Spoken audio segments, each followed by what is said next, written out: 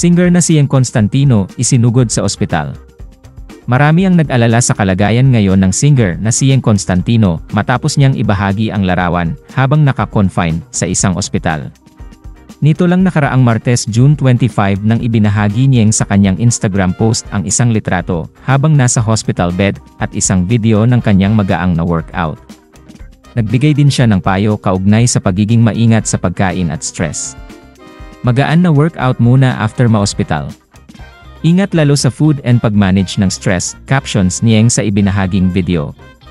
Nauna nang nagbigay ng announcement ang Cornerstone Entertainment tungkol sa kalagayan ng singer matapos siyang isugod sa ospital dahil sa isang medical na kondisyon.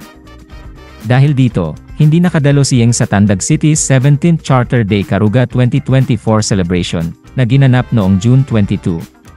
Humingi ng paumanhin ang talent agency ni Yeng sa anumang abala na dulot ng pangyayaring ito at nagpasalamat sa pangunawa ng publiko. Sa kanya namang Facebook post, naglabas ng pahayag si Yeng na humihingi ng dispensa sa mga taga-Tandag City. Anya, Tandag City, sorry na di ako makakarating bukas dahil nagkaroon ako ng sakit. Kailangan ko magpagaling pa. Babawi ako next time. Wala naman binanggit si Yeng kung ano ang naging sanhi ng kaniyang pagkakaospital. Agad naman bumuhos ng mensahe at panalangin para sa agarang paggaling ni Yeng. Sa ngayon ay magaling na si Yeng at nakauwi na ng bahay at patuloy na nagpapalakas sa pamamagitan ng light workout.